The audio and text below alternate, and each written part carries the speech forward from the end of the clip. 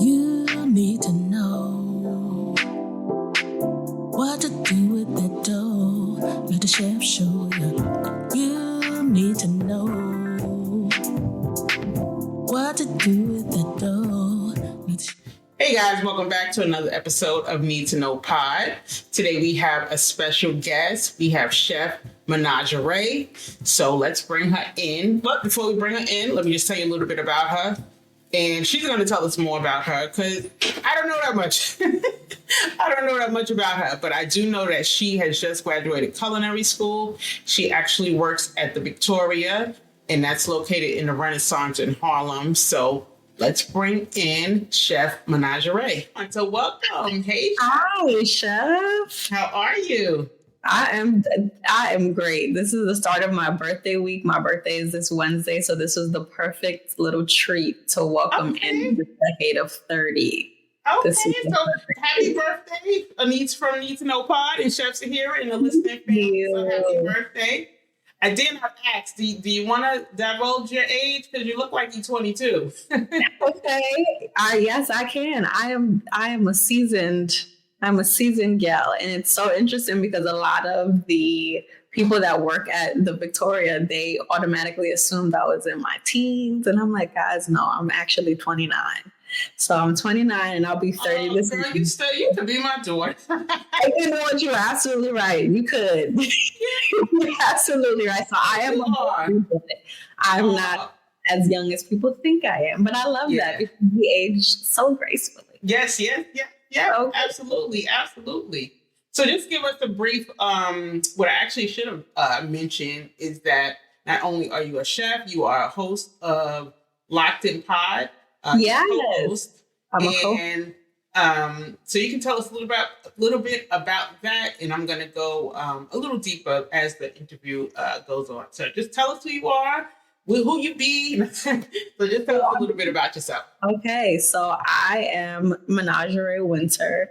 I am a multi-passionate Black woman, and I am a woman of many talents. So being a chef it's one of those talents that I've always known it was a gift, but I just never gave it much brain power of how far to take it because growing up in a Caribbean household, that is not necessarily the ideal career to aspire to. It's like, great, you can cook well, but what are you going to do with that? So I never really gave it much power, but past September, I was working for a company in corporate, and unfortunately, I was the victim of some sexual harassment, and when it was reported, they let me go. So at that point, it was like, what do you do in this season? Do you allow this to hinder you, or do you jump and take a leap and just don't think about it? Think about the best possible outcome. And that's what I did. I walked into ICE. I was like, you know what? If it goes well, it goes well. And every step kept confirming this is what you're supposed to do right now. And we did it. That was my birthday gift to myself last February. So literally. Wow. Let me just stop you because that's when I went to culinary school on my birthday. Really? My birthday, I walked into culinary school. I was already working full grown. And I'm always excited to interview younger people because like you said, it was always a passion. But for me, nobody told me I could go to culinary school. So I went later in life and I was just so amazed to see so many young people. But that's definitely one of my questions. Like, what made you decide on culinary school? But I went on my birthday. I love that similarity. Yeah. It was like, what better birthday gift to give yourself than That's to right. Sometimes people get into, oh, it's my birthday, I want to do this and that. But it was a conscious decision, like, I'm doing this for me. And on my birthday, I'll never forget that. I went to actually the Art Institute. But I took a class at ICE. And let me just say, so the way we met is because I decided I took a long trip from Staten Island to, I wanted to just support Black businesses. So my husband and I ended up in Harlem Biscuit Company. So, of course, you know, that is your boss, the executive chef. Yes, that's Mr. Johnson. Yeah, so his general manager directed me to the Victoria, and that's how we stumbled upon that. And I just took a chance and was like, is the chef here? And then that's when I met you. So I'm actually, I interviewed him already. So yes, he told me. I can't wait. Did it come out yet? Did it come out? Girl, the editing is crazy. Yeah. Okay, so you said you went to ICE, and yeah. So was that in the back of your mind? How did you hear about ICE? So I honestly, because ICE, the word ICE floating around. Let's tell everybody what ICE is. ICE is the Institute of Culinary Education. That is what it stands for. It is an abbreviation for the school. And I went looking for culinary schools, and I went looking at the pricing, and I was like, you know what? Let's just start touring. And that just happened to be the first school that responded back to me to tour.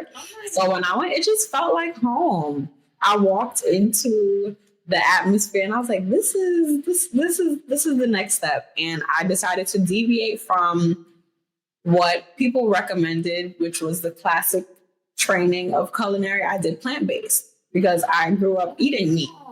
So I know what meat tastes like. I've eaten seafood before, but the plant-based industry or the health-conscious food industry is a growing avenue. And I was like, you know what, let's conquer that, because we know how to do the other things, and then marrying them together is where the concept of the ambidextrous chef came into play, because I want to be able to do both. So ICE I had started school in February, and I completed the schooling portion by August, and that is when we had to proclaim an externship. And again, I'm going to deviate from what they tell me to do and tap into what I know he told me to do, because the connection with my creator and my path is not always aligned with what my family wants from me or what the world says I have to do. So I'm always going to deviate. And that's what I did in searching for an externship. I was like, I'm going to go up to where I want to serve. I want to serve my community. I want to be in Harlem. I want to be around that type of love and energy. I was going into a few places. I went into Red Rooster, which is Marcus Samuelson's place. Then there's another place called Reverence on, what is that, like 135th-ish and 8th Avenue? Did they tell you to seek out externships? Because for me, and this is so many years ago, they gave me a list of places. So I guess unless you know of a place, so let me first ask, where do you live? Do you live uptown? So I'm uptown. I'm in Washington Heights. So I'm a little further up. Okay. They would call this, a couple of people will refer to this as the Spanish Harlem area. So it's not too far from the Bronx. So I'm about 3 to 4 train stops away from the Victoria, not far at all. So not a long commute. Also something I was strongly opposed to. Externship hours get long. And coming home after midnight, if that was the shift that you were given, I didn't want to jeopardize my safety. I had to think about what was conducive for my lifestyle. So they gave us some externship options, and setting up trails with those externship options didn't work as smoothly. I decided to deviate again and do a little foot to pavement. I researched where I wanted to train and who I was going to be training under, and I printed out that culinary resume, and I walked into those doors and introduced myself and gave them my resume. And chef immediately, he's like, well, this is when you're going to start, and we're going to do this. And he warned me it wasn't going to be an easy feat, but I told him I wasn't looking for the easy way out. I just wanted to be groomed by the best. And it was one of the best decisions I've ever made. Yeah, I can imagine. Just that he was just so open. And I've been telling this story to anybody who will listen, just how open he was. He took me around the kitchen, but I picked up the vibe, and even conducting an interview with him, you can tell like he's really, really passionate about it. Oh my goodness. The trails that I went on, it was just like places that I probably would dine at, and it just kind of felt like free help. I ended up going, I mentioned it to you before, but Spice Market. So that was different. It was a little, it just wasn't fast paced, but the other ones was a little snooty patooty. You ended up going to the Victoria. Had you tried? What were some of the other restaurants you tried? The other ones were, so I was supposed to trail at Queen. I was supposed to trail at, there's a place called Setapani in Harlem as well. So these trails were being set up, but errors on their end, it just didn't align. So I wasn't pushing the envelope. If it didn't align, it didn't align.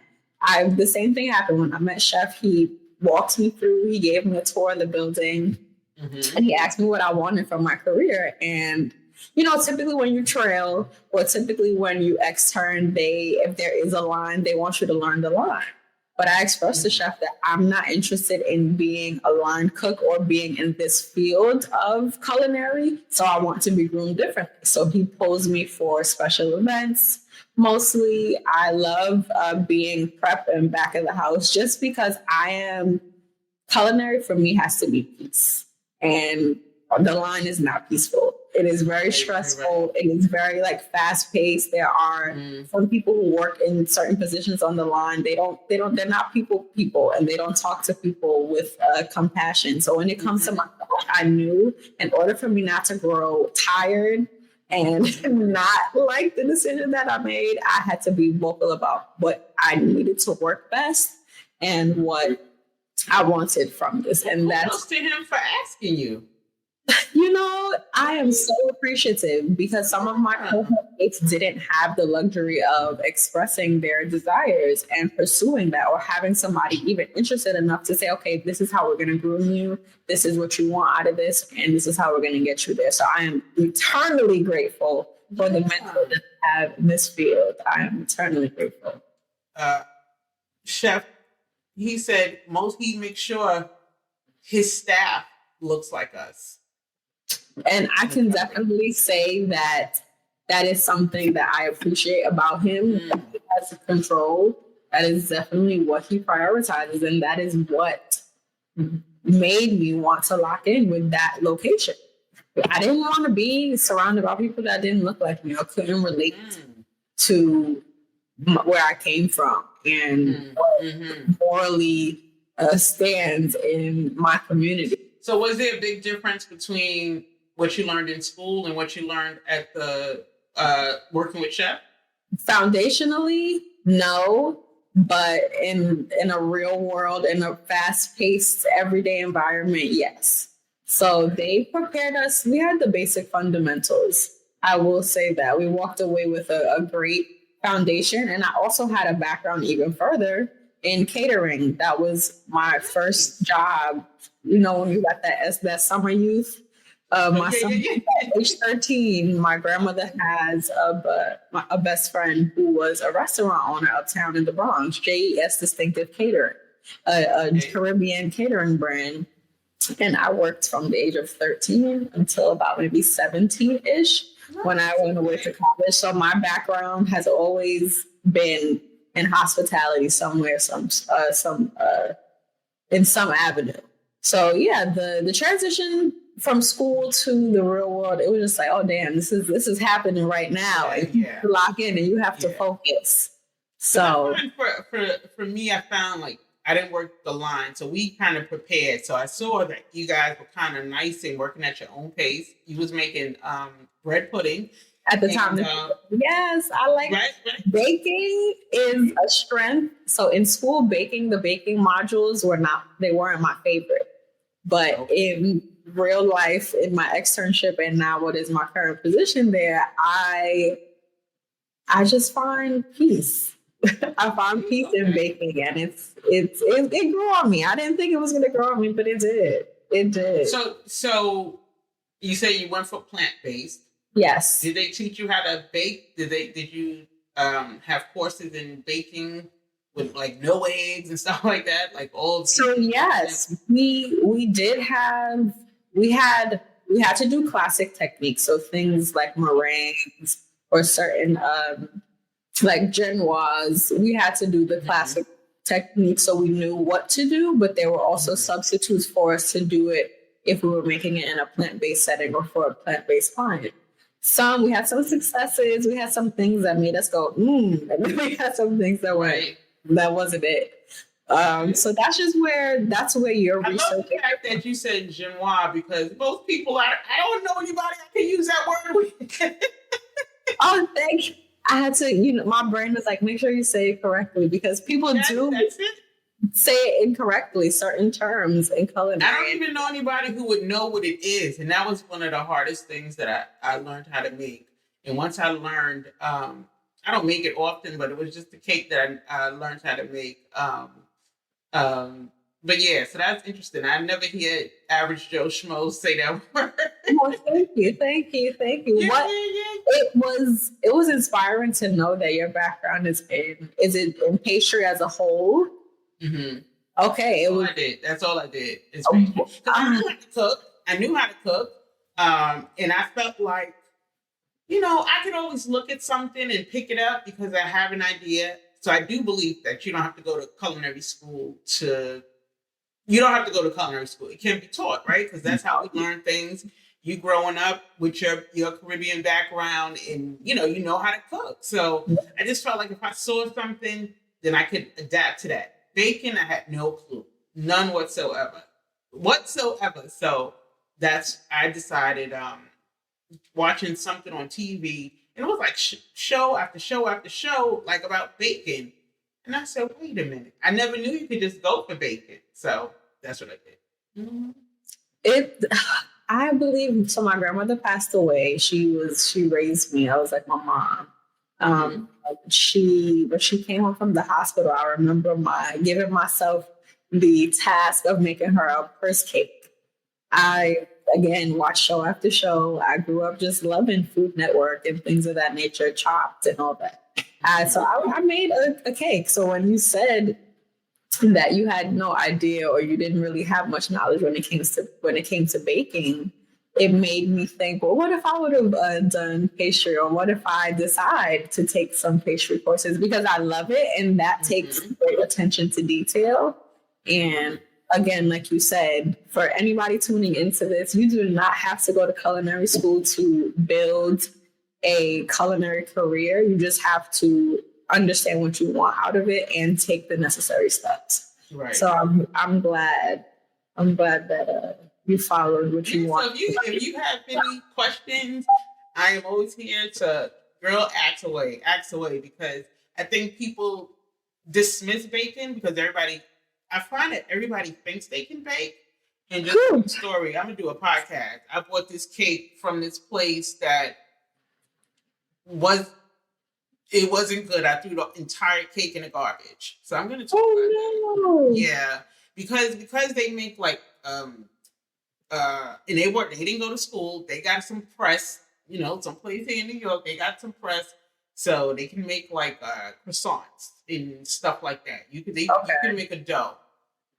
That cake, it wasn't doing what to do. It was, when I tell you, in the garbage, and that was me doing my Black job and supporting Black-owned businesses, and my attitude sucked. That's all. And funny that you said that. I am a firm believer, and that is also why working the line wasn't quite for me. You are energy. So when you touch food that others consume, they're consuming your energy. So that is why I have to be at peace while I'm in the kitchen. Yeah. And the fact that you said her energy sucked, that was why this came out just like that. That's right. It wasn't good. It wasn't good. Okay. Oh my goodness. Let me get to my question. Let me get to it. What? My question that I was going to ask was, do you do events? How do you get, what do you do? Because I went to school, and like I told you, being so grown, I had 3 kids, a husband, a full-time job. And this is what I was discussing with Chef Boots. I don't feel like culinary school prepares you to be an entrepreneur. It only prepares you to work for people. So Correct. I already had a job. I knew, and I actually worked for the city. I worked for the transit system in the train. So have you ever got on a train? Oh, my grandfather. You said your grandfather? Years in the transit system. He was a conductor. Oh, okay. Yeah, my whole family. So, and that's fine. It allowed me, I'm thankful and grateful because it allowed me to go to culinary school. But it was the worst job. I don't recommend it to anybody. It's gotten bad. But anyway, So I knew I didn't want to work for somebody, just having that experience. And in my community, we didn't have any. I like good coffee, right? I like good coffee, and I like a pastry. So I decided to open up a pastry shop. So I opened up my pastry shop, had it for about 4 years. The pandemic hit, and then now I'm going to the job. A lot of people died in New York, as you know, during the pandemic, but also just in transit. I knew a lot of people who had passed because of the pandemic. So I was like, do I stay open? Is it worth the risk? And then knowing. And I still have my full-time job and my shop. So it just was a lot. So I decided to close my shop. So once I closed my shop, I was like, okay, now what? But while I had my shop, I was doing events and just the vibe was just so different. I was figuring out what I was going to do. I invested in a business coach and I learned that I can conduct business online. I decided to teach people how to bake online. Okay. Then I started having courses. So then I started also teaching people not only how to bake, but how to start a business. So I did that for a few years. And so that's how it's easy for me to navigate podcasting, because once I had to learn how to navigate online, I also learned the tech aspect of it. So to answer your question, that's what I was doing. But I kind of just shied away from it because when I had my shop, my son was like the manager. He was so young at the time, so he worked in the shop. And I don't have the energy now. And it's a lot of work when you have functions. It's just a lot, especially if to go from a shop having help and a staff to come back and do it at your house. It's just too much. It's a polar, yes. It's a transition. So yeah, and I started in my basement. Because I work for transit. I would see so many people. I was selling cakes and stuff. And I don't know if you're old enough to remember Circle of Sisters. Yes. Yes, I did Circle of Sisters before I even had a shop. And when I realized I could get paid for selling these cupcakes, I did it 3 years in a row, and that's what really gave me the desire to say I can make this a business. So, and you did just that. I love that you said. So oftentimes, some of the lessons that I will learn training under Chef Melvin Johnson, or Chef Boots, as you refer to him, he teaches me the business side of it. What you're spending versus the cost to make a dish. So I do appreciate those tokens, because those are not things that we are taught in culinary school. Like you said, we are only taught to work for someone. So what about the one who doesn't want to work for someone and just wants to work for themselves? What do? We have to. When I would get the students, everybody, you could be passionate all day long, but that doesn't transcend to a business. One of my courses was, like, I would do free master classes, and it was like the business behind baking, or the business of baking. So I can't actually know how to bake. So what, right? I had to know, like, when those doors was open in school, I didn't understand about marketing, but now I need to learn how to market now that I'm operating online. So it was a lot, but I don't have any regrets. But your question was, do I do events? Yeah, somebody would have to pay me. Somebody would have to pay me to do a big event. Yeah. Okay. The coin would have to look right for you to do. I understand. Yeah. I understand. Okay. Yeah. I don't want the complications of opening a restaurant, like you said, a shop. There's a lot of maintenance. So I know for sure I want to give back to my community in the way of teaching, because of how passionate I am about food and I'm cooking. I won't even say culinary. It's an art within itself. But the way I'm passionate about food, I want to help those who may not know or who want to increase their vocabulary. It's not, I don't want to say it's not hard, but it's not hard. Anybody can cook. But you know what? Not anybody. But you know what? I think,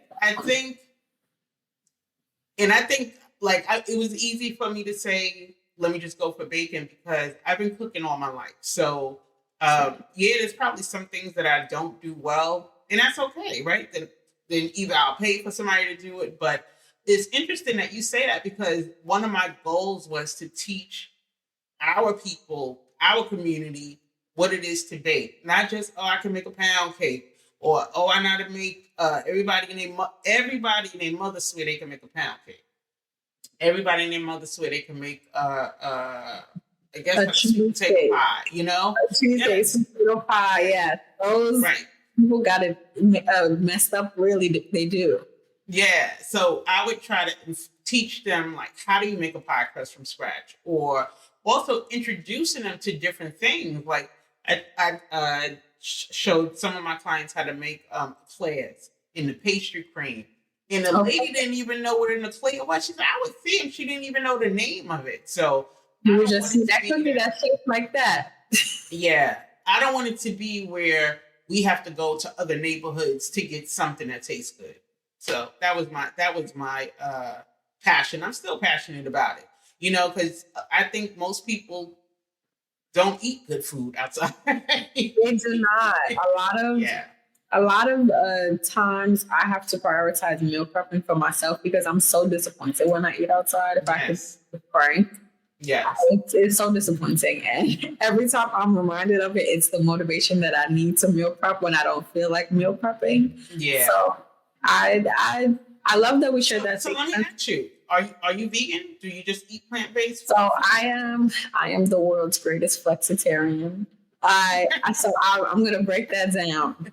I am dairy free because I was highly lactose intolerant and I had to choose my health or what I liked to eat. I had to find great substitutes. I have time periods where I do like to refine myself to a pescatarian diet, but being in this industry, especially working at the Victoria, we have a lot of meat-based dishes. So I have to taste what it is that I'm cooking. I have to taste what it is that the rest of my prep team is cooking. So flexitarian, I do like to just be aware of what I'm putting into my body. So I like to give my body the best thing. So that even means watching my sugar intake. That means watching the ingredients that we don't read that have those dyes in them and being very conscious of what you like. It was meant for us to meet because I just did a podcast episode about the different stuff that's in food. And this is another thing, like you buy all this processed food outside and, you know, really it's not good for you. All the junk that's in that other countries terrible people. Yeah. And even now, I think it's going to get worse that we don't have any communication with the CDC, the FDA. So I think it's important that people either learn how to cook. You're going to have to learn how to survive. Yes, you are. If they keep cutting this fund into the farms, you're not going to have any dairy in a minute. But that's a conversation for another day. But I think it's important to learn how to at least be able to sustain yourself. So how to sustain yourself, how to make things that are good for your body. And that looks different for everyone. Even one of my mentors and my best friend, they're in the medical field and they give me some tips as well. So I learned how to eat for my blood type. A lot of people don't know that there are certain foods that nourish your blood type. And even as people of melanated skin, there are certain things that we should stay away from because of our top threats, if you will, as far as high blood pressure, diabetes, and everything else that puts your body at risk. So it just made me the plant-based culinary route. It helped me expand my vocabulary on what's possible to do with food, and it can taste just like your regular carnivore-based dishes. I think my final dish for school was I did a grilled eggplant and zucchini lasagna. Well, if you don't get it out of my head, we just had eggplant tonight. Is that what you made for dinner? I did. Yep. That's what I made. An eggplant parmesan. Yes. I did a nice layered, we had to show different components. So I did a bolognese that was pecan meat based. So I made my own pecan meat. So I really do like to I like to blow people's minds. I did a private tasting incorporated into my women empowerment brand, Women Unwind. I did a tasting. So I did some meatballs. I did some patties. I did spinach and artichoke dip. I did everything plant-based. And when I say people were flabbergasted. They couldn't believe that they were eating plant-based dishes that tasted just like eating the real thing. Right. So it's possible. And I think that's great because that's a niche that everybody's not into. So that definitely will set you apart from everybody else. The goal, and I want to just attack it and take it head on for what it is, because I want to be based in meal prepping, because a lot of people today don't have the time to cook for themselves, so they do resort to what's accessible and affordable. Mm-hmm. And a lot of people don't have the vocabulary to make dishes that they'll want to eat for multiple times out of the week and not get tired of it. So I want to be specialized in meal prep. I want to launch some private chefing services, some personal chefing services, some travel chefing services. I don't want to be tied down. I want to travel the world and heal people through food at the beat of my own drum. Just like that. I love that. Okay. That is exactly why so many people have been, oh my goodness, I just, I spend so much money on food. I just want to give you the money, and I appreciate that. But I also had to just remember to silence the voices of others and focus on because what I found when I was just baking for people, friends, they all want a discount, but I try to tell people, if you come out with this is the price and you know your value, this is the price. But when I give you a professional service, when I provide a service, I want to be paid for it. Things that people don't look at, like and this is just text based. So if somebody says, okay, I want to sign up with your service, like automation is key. When they sign up, they need to get an email immediately acknowledging, girl, I forgot to call you and all that. And it needs to be the same way you would purchase something in the Apple store or whatever, is the way you immediately get a receipt. Yes. This is your invoice. This is the amount that's due immediately. Yes. It needs to be seamless. So as a woman of color in this industry, this male-dominated industry, I wanted to make sure that anything that my name is attached to is going to be done and done well. So I thank you for being so willing to pour into me what you were able to get along your journey. And that's a part of community as well. Being able to, people are so into gatekeeping these days, and that is whack, y'all. Stop keeping things for yourself. Share. It's going to take away from your greatness to pass along something to someone else. Yes, so, absolutely. Thank you for that. This has been, it's just been a year. The last year of my life has truly been a testament to, if you just trust God through it all and keep doing that He told you to do, it's going to be okay. So it's a transformative year. So even us coming into contact with one another that day, when you came into the kitchen, I was like, oh my goodness, Chef, you didn't tell me. I thought it was something being filmed in the hotel at first.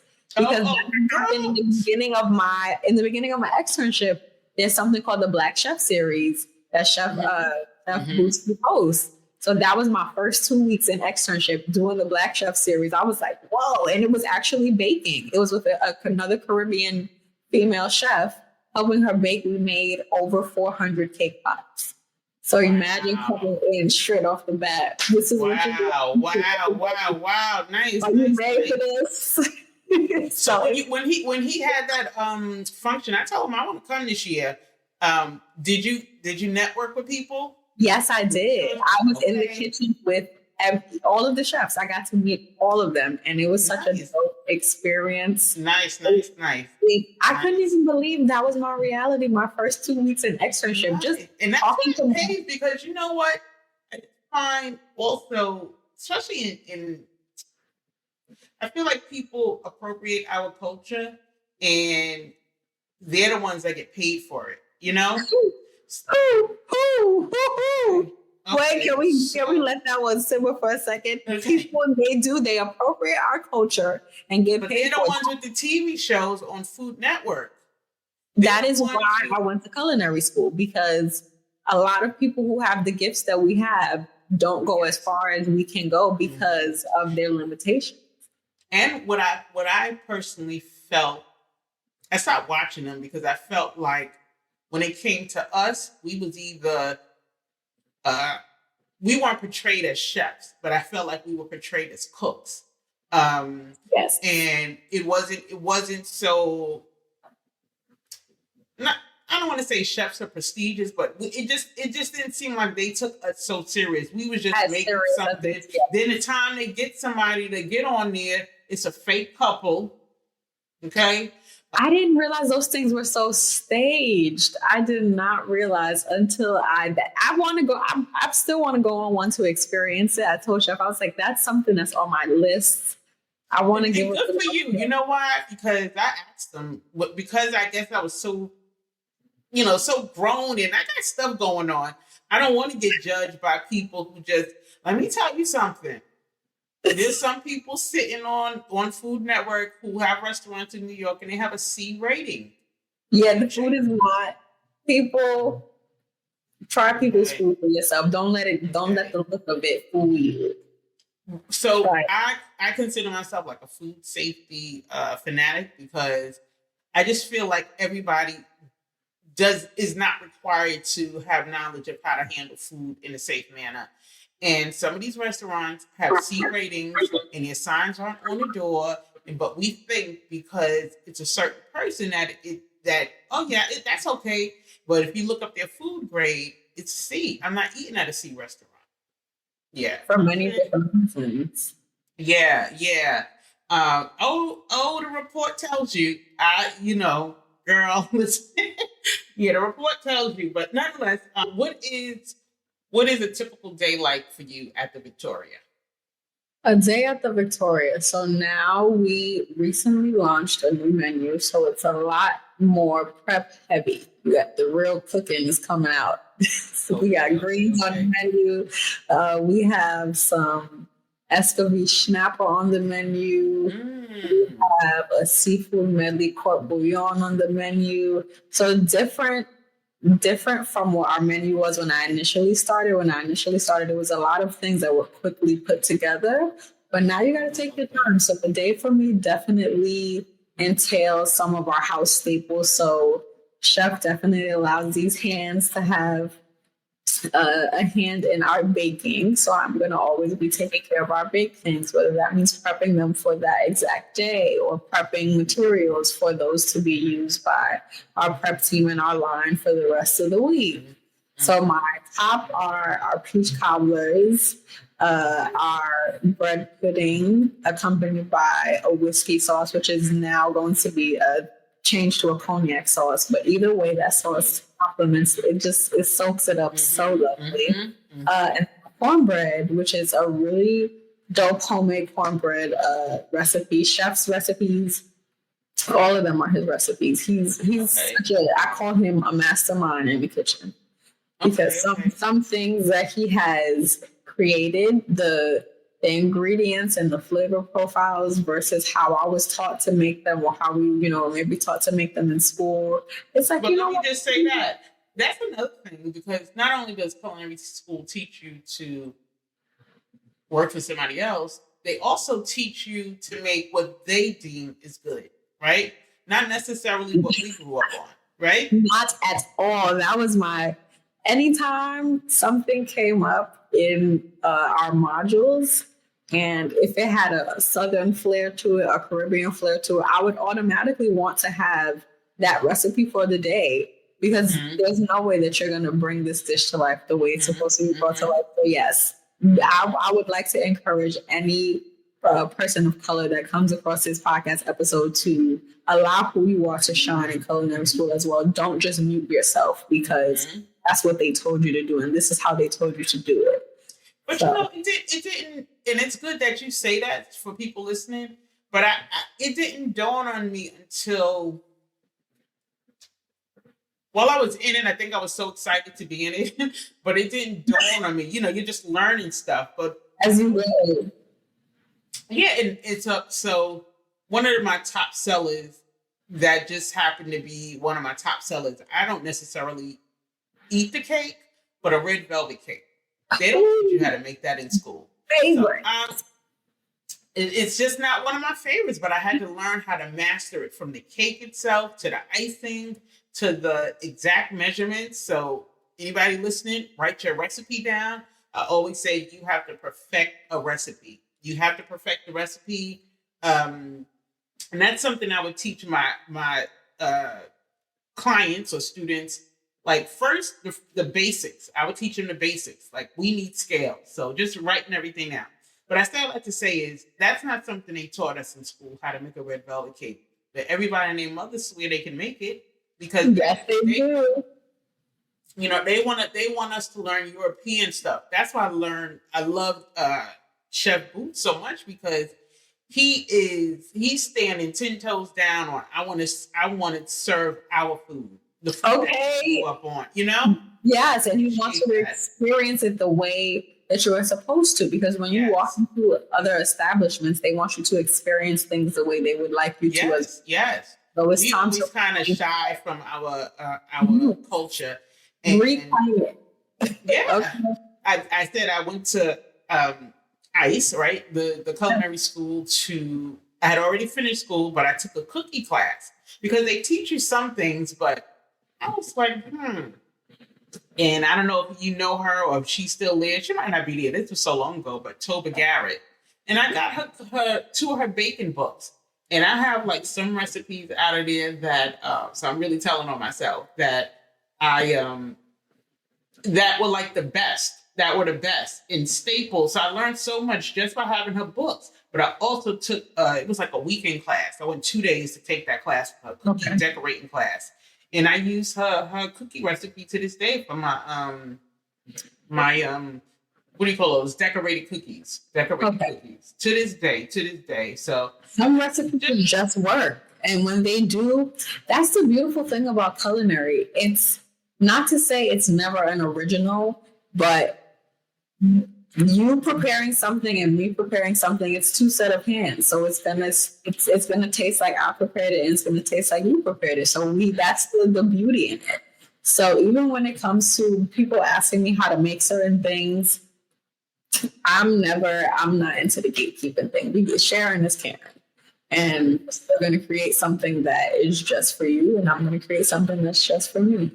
Because you can give somebody a recipe, and I used to say that all the time. Just like you say that, I would say it all the time. I can give you my recipe; it's still not going to come out the same. I know what I'm looking like. I know what I'm looking for. But also, I think it still takes practice. There's some recipes that I had to practice before I even put it out to the world.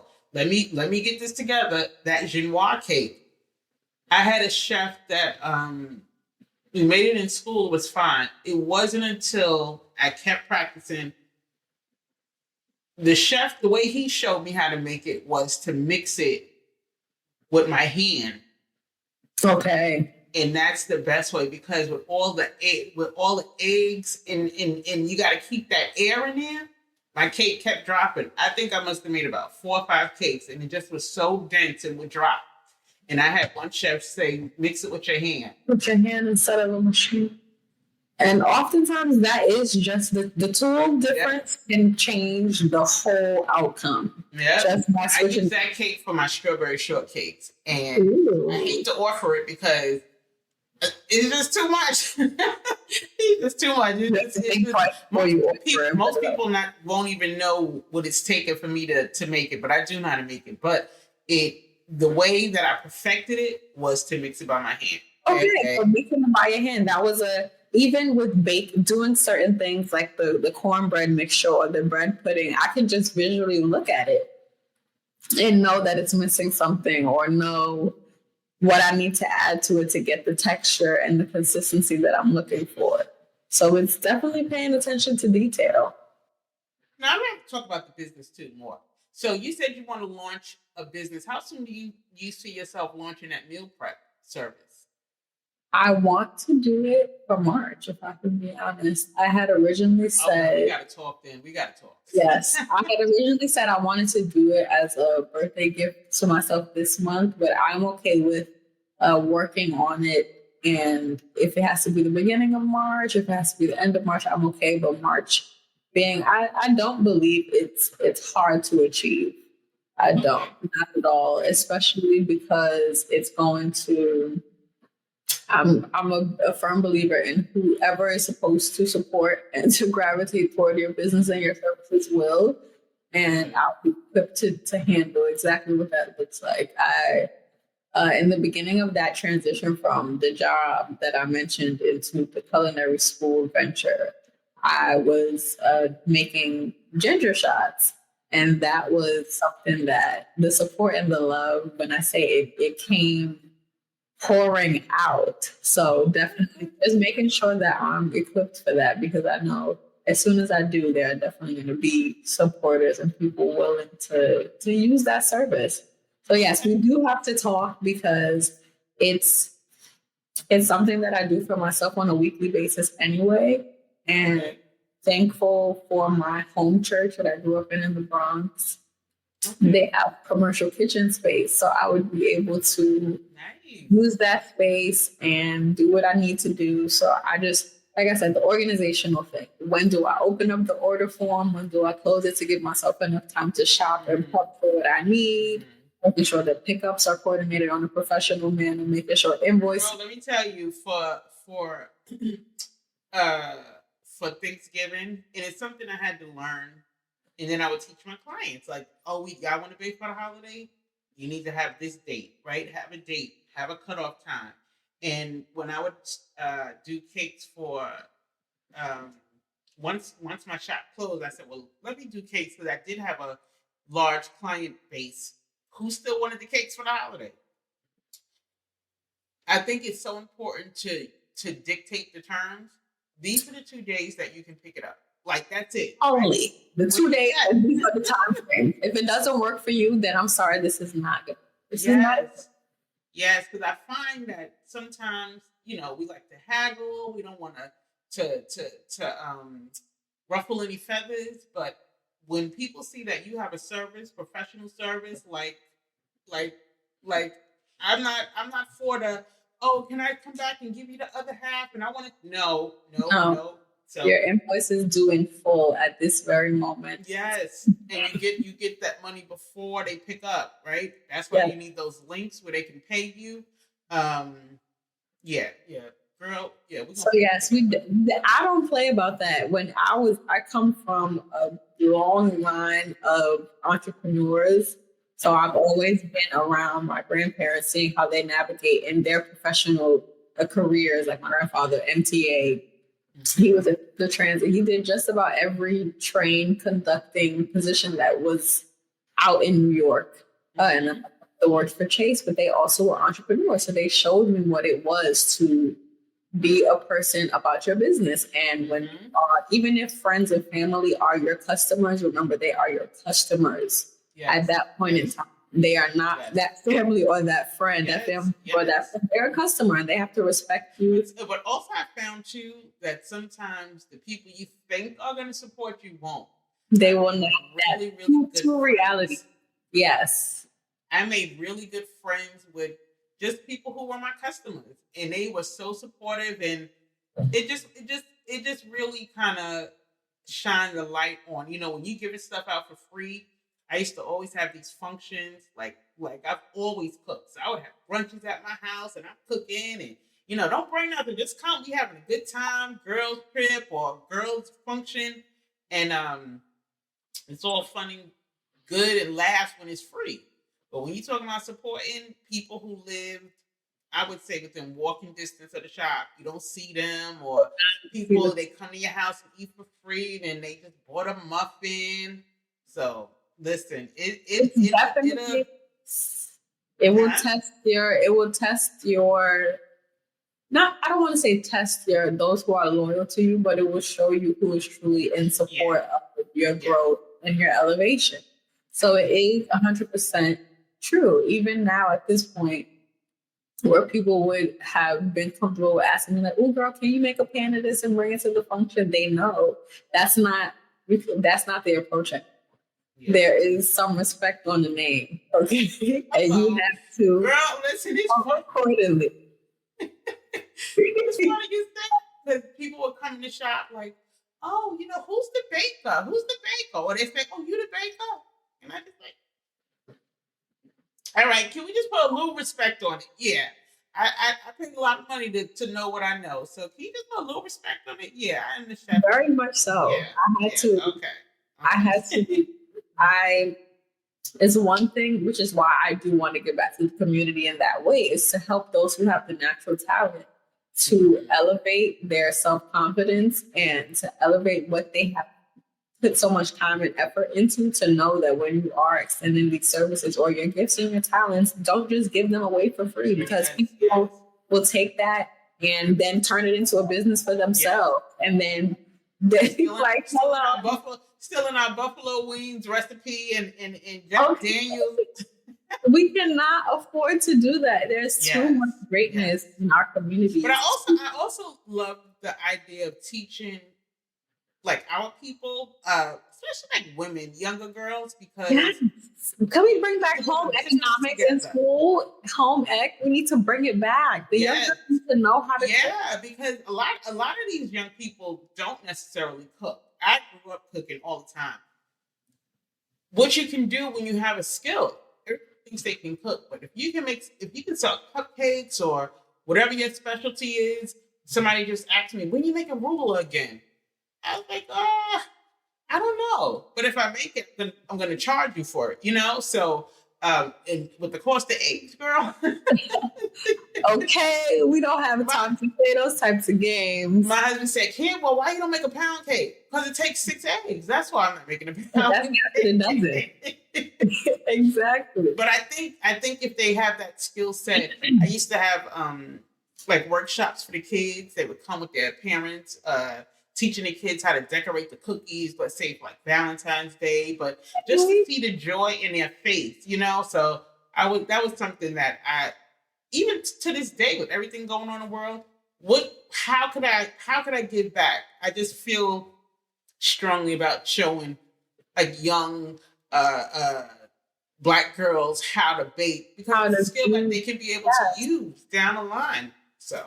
Yes, well, I would love to maybe that can be another collaborative moment between us, because that's something that has been on my heart. I went to an all-girls Catholic high school, and not having something like home ec as an elective, it bothered me, especially coming from a background of being a foodie, loving to eat and loving to know how to cook and feed myself. Something that I think what's the one thing you say what's the best thing you learned to make in culinary school?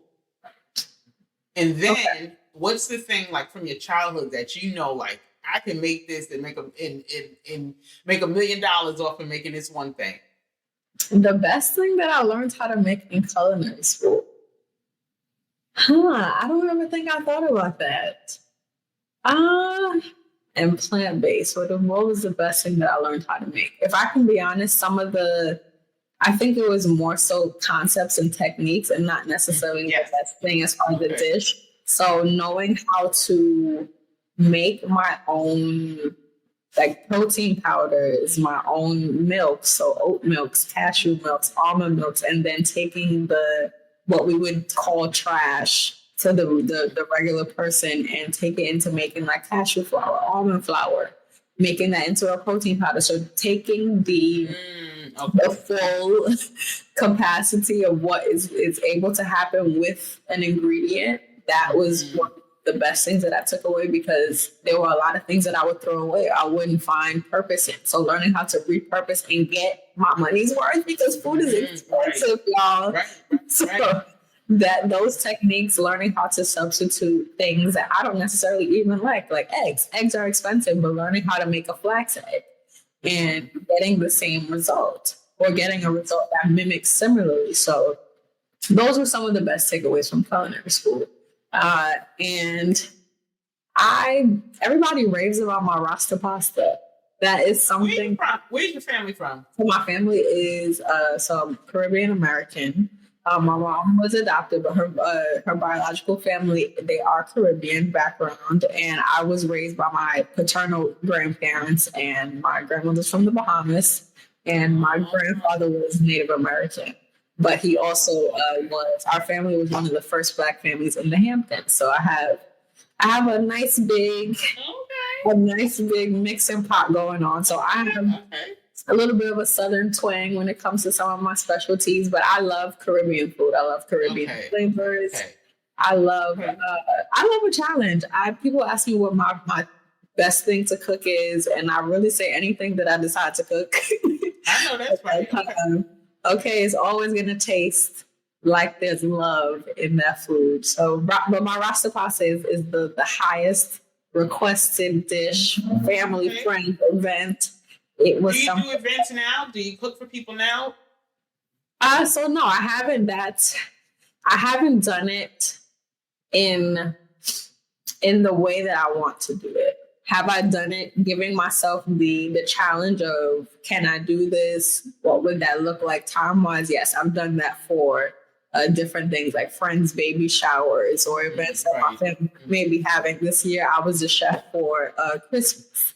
So challenging myself to make sure that I am not signing up for something that I cannot do or something that I wouldn't necessarily want to do.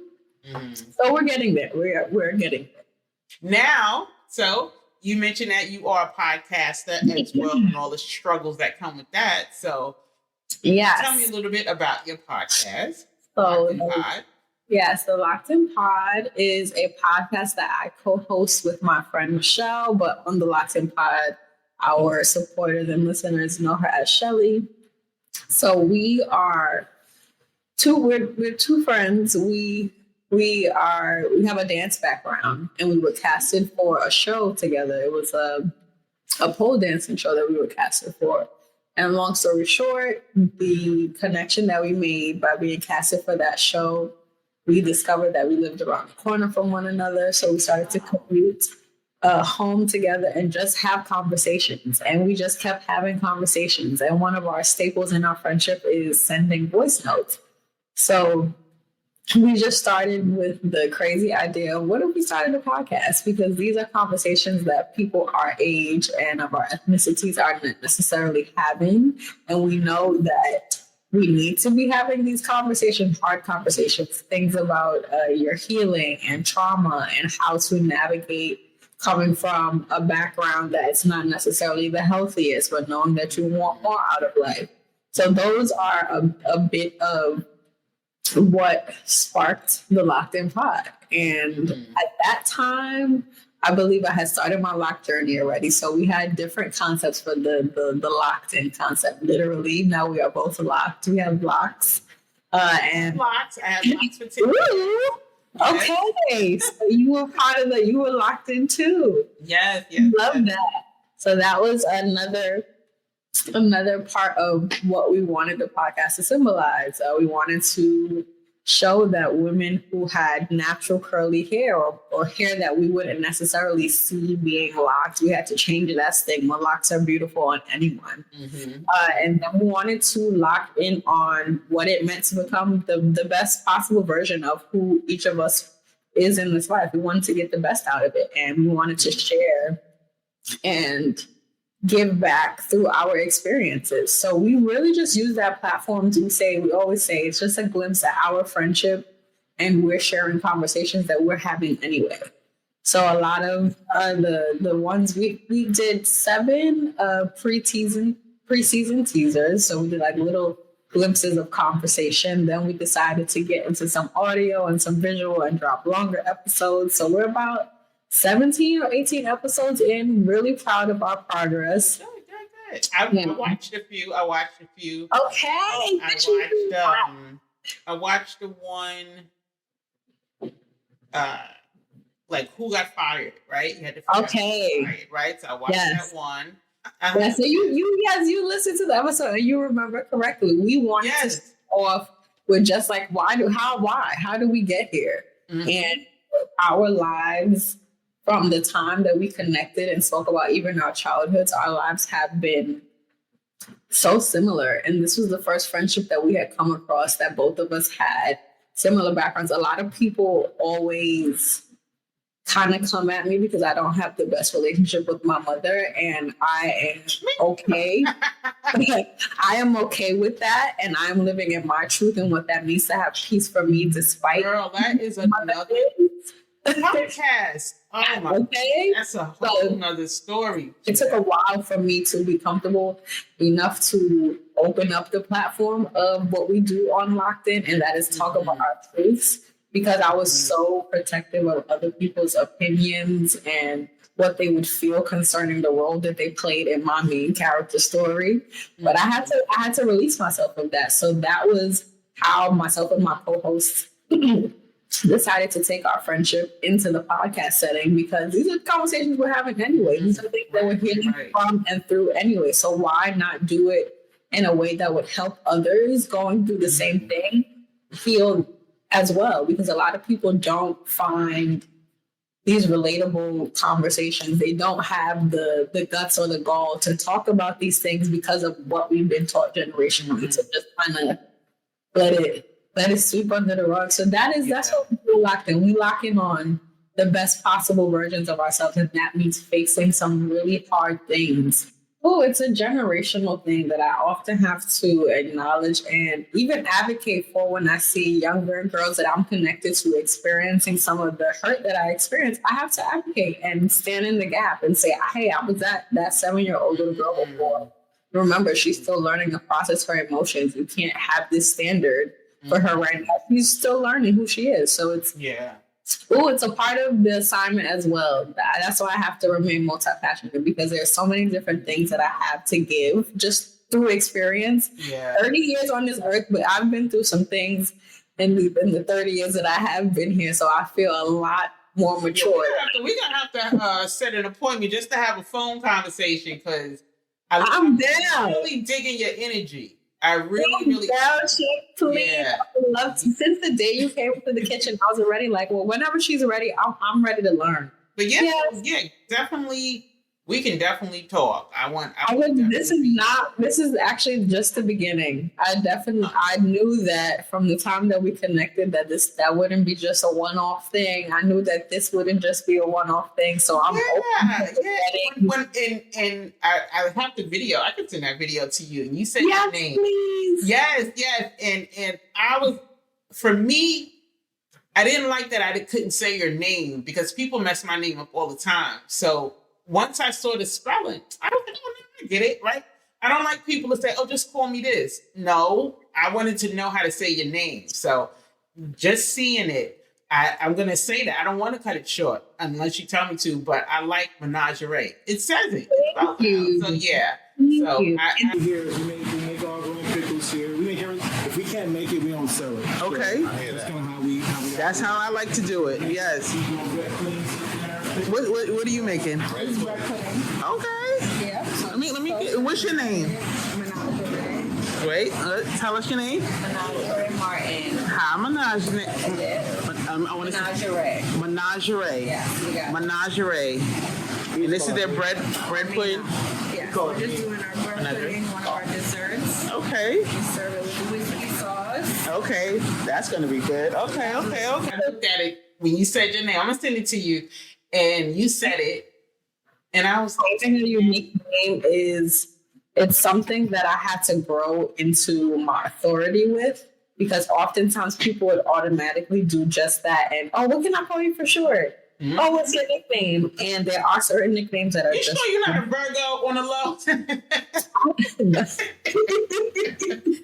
But no, I'm a cuss baby. I'm a Pisces, a fairy baby. Okay. But you said next Wednesday. What's that date? It's this Wednesday, the 19th. Oh, 19th. Okay. 2 days away. Okay, nice. Happy birthday. Okay. Thank you, Need to Know Pod. Okay. So I had to grow into that authority to say, no, my name is Minajahrae, because there are certain nicknames reserved for my family or for my friends for whatever endearing purposes those were put in place. But for the mere fact that you want to be lazy and not work to say my name, I have to work to say Bob and Rachel and simple and put my energy into it. So I would want the same respect. So it took some time for me to look beyond. And as you get older, as you start to get older, just knowing like the confidence comes, people used to call me, of course, oh, it's so easy, Sahara. Oh, like the desert. Now it depends. When I was younger, like I may answer to Sahara, but as I started getting older, like if you think you're gonna continue to talk to me, you're gonna say my name right? Say it correct. Yeah, you're gonna say it right. So they say, oh, like Sahara, like the desert. And I'm like, no. Right? So it check them right then and there. We're not gonna check them at the door. Yeah. People, I love it. I love it. And every time I check somebody or correct them, I should say, it just feels good. Like, yeah, this is my name. It's not the desert. And that is my name. Yeah. And it is not. Yeah. People always, the book, The Glass Menagerie. That's people's immediate reference. Also, like menagerie. No, not like menagerie. It's not spelling. Or people like to cut it short at menage. One of my, oh my goodness, a pet peeve of mine. I did not give you the authority to cut my 10-letter name down to letters that you could say. So people have some audacious genes, in the midst. But I really do appreciate that now that I am fully content in who I am, and that even goes to my unordinary name. Where I live in Staten Island, I was the only person selling baked goods, sold good quality coffee, and some of my own people act funny. Like, I remember one guy came and was like, nobody's going to pay you $3 for a cup of coffee. Okay. But you won't. 1 hour, but y'all would go to Starbucks, right? So there's no bakeries that sell banana pudding out here. Everybody thinks you got to go to Magnolia's, but whatever. But where I live, and this was one of my reasons I wanted to open something for us, because we go into these establishments and it clearly, as you can see now, they could care less about us. So I wanted to go to a place where we looked alike, where I knew everybody's name, like in Cheers, right? So you could come in and I knew my customers, right? So no bakeries sell the stuff that we grew up on. And that's a problem to me. You can't get a sweet potato pie. The only place you can get a sweet potato pie is maybe Costco's or BJ's or something like that. But to go to a bakery, when I was growing up, we had bakeries, or, our grandparents or moms or somebody was baking. Somebody was baking them. Yeah. Yeah. So even as a well-known bakery, another bakery, it was Black owned at the time. I don't know if it still is, but I really made an effort to go out there in the city, the heart of the city, to get this apple pie. And it tastes like garbage. That's something I had to throw out. Like so many Black-owned businesses that I supported growing up, and that I even supported as I transitioned to making this a profession, and just the business aspect and the way you were treated and the lack of customer service that was available. And it's so important, because working for transit, you had to have good customer service. I mean, everybody thinks transit workers are so nasty. If you are, guess what? They're going to report you.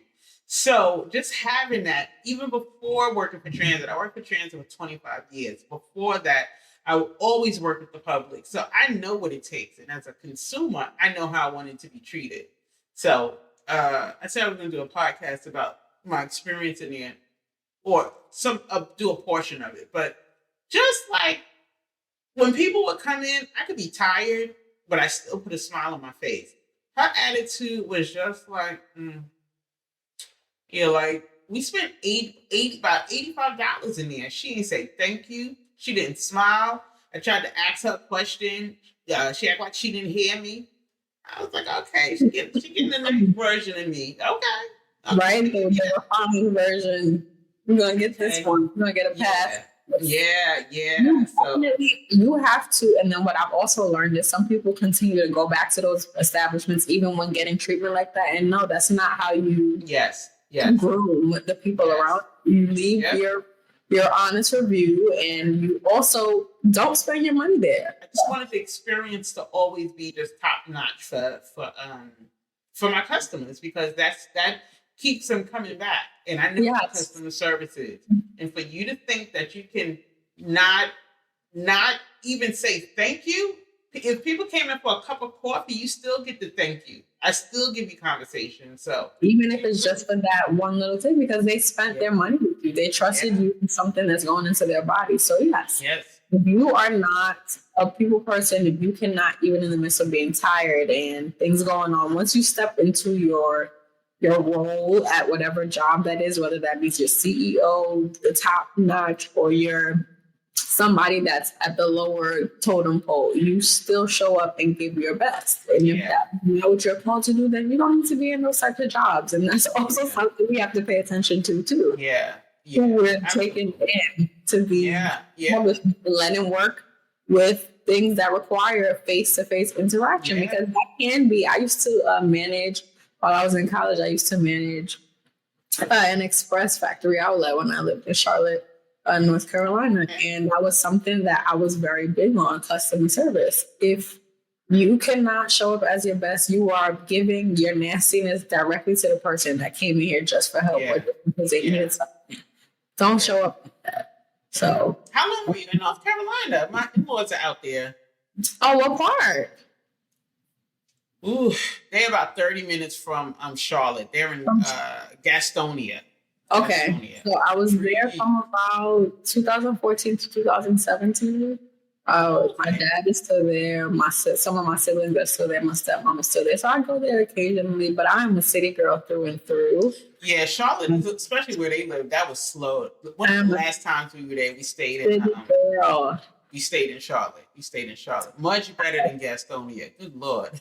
Yes, it's more city-based and city-oriented. I'm still trying to, now that I'm back in New York, I don't really care for the cold weather and the cold climate. Okay. So a couple of my cousins, they teach and they are restaurant owners in the Bahamas. So that is something that I do want to explore, even if that means for a short period of time. If that transitions to something long term, so be it.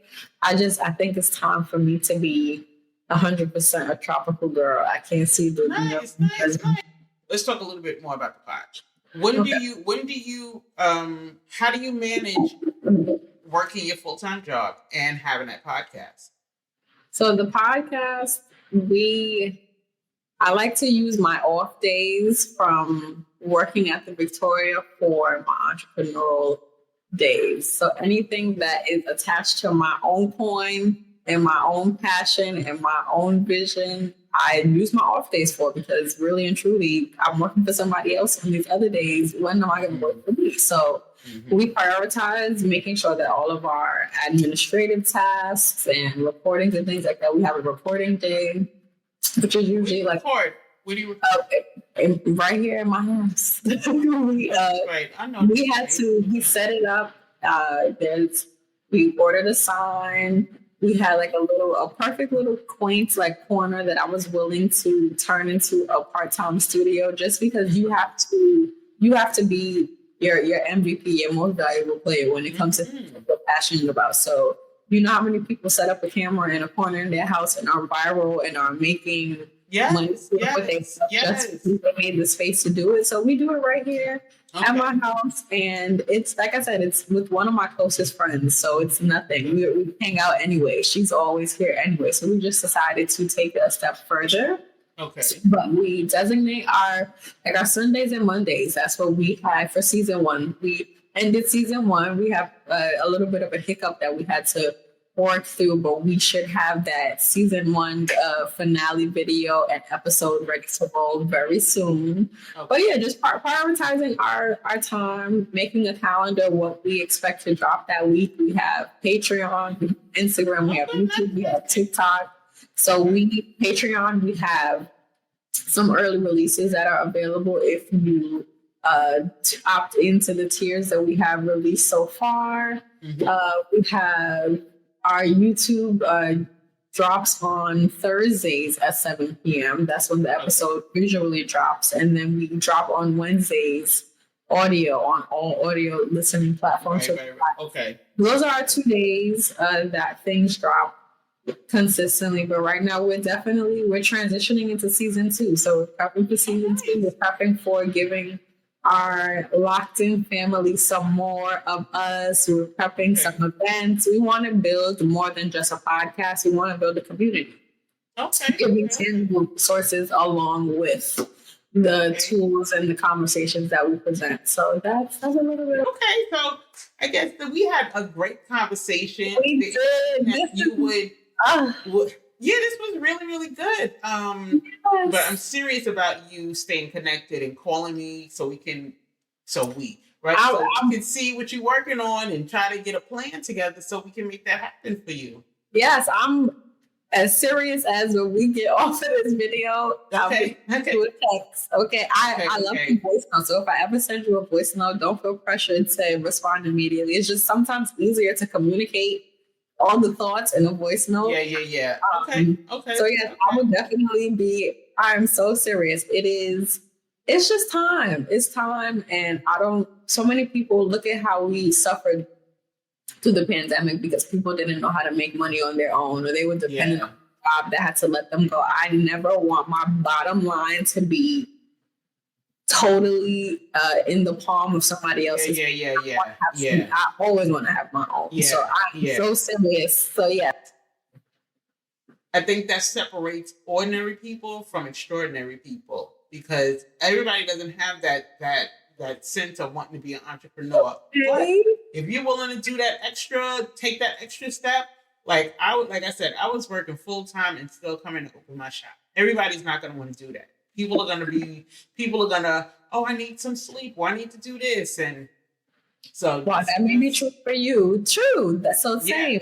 That's why people, they don't quite understand. How are you doing this? And how do you do that? That's just me. That's what floats my boat. That's how I can do it. I'm not content with just somebody. And like I said, I don't want to go work in somebody else's store. I knew I never wanted to go work for somebody else. So any parting words, any thoughts, any kind of insights you want to share with the people, like going to culinary school, what the do's, the don'ts, would you recommend it? Yay, nay? Okay, so on the real end of it, to sum this up, if you have a passion for culinary and you don't necessarily have the disciplinary tools that come with being an entrepreneur, yes, go to culinary school. So you can be groomed in that structure. But if you are a person who has a vision, often sets goals for themselves and can see them through, and the culinary field is calling you, you do not have to formally go to culinary school. I would say to network and to find your way into spaces with people who have achieved what you want to achieve, or even a portion of them, because we all have our own avenues. So just really sit back and assess what it is that you want, because depending on what your strengths are would be what I recommend. So like I said, if you have that discipline in place already and you know how to stick to a game plan, figure out what that game plan is and let's do it. Or if you know you need that little extra push, then yes, do the formality of culinary school so you can walk out of there a little bit more polished and refined and equipped. So it just depends on what you want. And I would encourage anybody who was like me and thought that culinary school had to wait until I was in my 50s and when I was settled and everything made sense. Do it now. Don't wait. One, tomorrow is not promised. That's one. And two, who's to say that decision isn't going to change your life or kick it into gear exactly the way it's supposed to be? So don't be afraid. Always picture the best possible outcomes, because what you think so a man thinketh, so is he. So remember, we're going to think the best possible thing so that can come to fruition. Those will be my takeaways. And I just want to say thank you, Chef Sahira, for being who you are and inviting me onto the podcast, because it's been, and I say, like I said, this is the start of a great birthday week. We're stepping into 30, and I'm glad. Yes, I'm turning 30. I'm turning 30. Okay. What you got planned? So I love spending my birthdays has changed over the years. So I would love to be in a spa. I would love to be on a massage table getting a facial. So this birthday, I am not plan. I don't have the control of what's happening on the day of my birthday. I am being surprised. Okay. So I am thankful for that. But following the rest of the week, my siblings are coming into town, so we're gonna have some sibling time. Nice. I'm gonna hit the museum. I love to look at the galleries, take some pictures, be in the presence of art. I'm going to do a bit of a game night with some family and friends. And then I'm going to get to a service on Sunday. I invited all of my loved ones to spend my birthday with me the way I want to spend it instead of trying to conform to what everybody else did for their birthdays. So that's how I'll be spending my week. And it's just going to be a week of relaxation and me time. And I can't wait. I want to thank you, Chef Minajahrae. And what else do I want to say? I'm excited. Don't hold me to when I'm gonna get this out. But I got a new program. Whenever it's out, I will prosper. I'm gonna have to big it up on social media. So yes. Okay. Let me know. We can collab post it. I'm ready for the marketing. I love the text space is something I'm still learning, but I have a natural love and gift for graphic design too. And I spent my quarantine becoming a social media manager, so I have that background too. So I can to spend my time and invest in things that I love. So we will be connected more than one level. Yes. Okay, good. This was such a good conversation. Yes, it was. I plan on coming back to Victoria because those potatoes was delicious. And I was really impressed with that chicken sausage. I'm gonna need to. I would love to. Maybe that's something we could do. Maybe even host like a cooking show or something that can showcase your plant. Oh, on now. Okay. I would like to. Yeah, because I think that's you have such an advantage knowing that plant-based food. So that alone, I'm telling you, that's going to be huge for you. But and having that with everything else, and just having to work under Chef Boots is like amazing. Like it doesn't get any better than that. I didn't have anybody I could go to, so that's really good. I didn't even realize how much of a giant in the industry that he was. I know. Until he started putting, I'm like, Chef, what? This last week, I did an event with him for Hennessy. It was like, Chef, are you serious? Just to know like brands that we use in our everyday life. Right. I'm like, this is on my client list now. So God did what he was supposed to do, and that I trusted the process. So yes. And you know what too? That's a beautiful thing. When I was doing my research on him, and even though we had Harlem Biscuit Company on the list for a minute, and my husband was just like, let's go, let's get up. I was like, all right, let's go. And once he agreed to the podcast, also, I was like, let me do some research on him. Just really, really impressive. But also the takeaway is how nice he was. He's a really nice person because he did not have to. I was like, yeah, we came all the way from Staten Island. He was like, come on. And then I was like, what? We give us a tour? Like people don't do that. So I appreciate that. I really I'm so glad that you all made that connection as well. So yes, cooking show. We have some things to talk about. It sounds like some teaching collaboration, some work collaboration. I'm telling you. My wheels are going to be spinning. I'm telling you. So, I'm excited. But I've kept you so long. So again, I want to thank you for being a guest on Need to Know Pod and telling everybody what they need to know about everything. So just tell people really quickly how they can follow you, get in contact with you. Yeah, so you guys can follow me on Instagram. So my regular Instagram, I like to give because it connects you to all of my social media platforms. So you can find me at Minajay, Minajay, 2_. And there you will have access to Woman on Wine, which is my woman empowerment brand. You'll have access to Remedies, which is a brand that I have with my best friend where we focus on holistic remedies and wellness. You'll be able to see my culinary page, which is The Ambidextrous Chef. If you want to just follow that page, it's at the.ambidextrous.chef. You can see all things there. You can follow Loc'd N Pod, and I plugged in there my lock page just so y'all can see my lock journey if y'all are curious as to what these babies look like once upon a time. So that is how long you been growing them? These will be 2 years old in June. So it hasn't been too long, but I started off with a bit of an advantage. I had a little bit of longer hair, so I didn't start from short hair. But for my birthday, I got a little lock ponytail. I'm getting my Chloe and Holly on. You know how they do their styles. So I'm going to get my little lock pony. So we're going to transform her in a little bit. Okay. So yes, thank you guys. When I had locks, I definitely kept them styled. I had like one of the best stylists until she moved to Atlanta. So we want to thank Chef Minajahrae for joining us on Need to Know Pod. And until next time, guys, thanks for watching, and I'll see you in the next episode. You need to know what to do with that dough. Let the chef show you. You need to know what to do with that dough. Let the chef show you.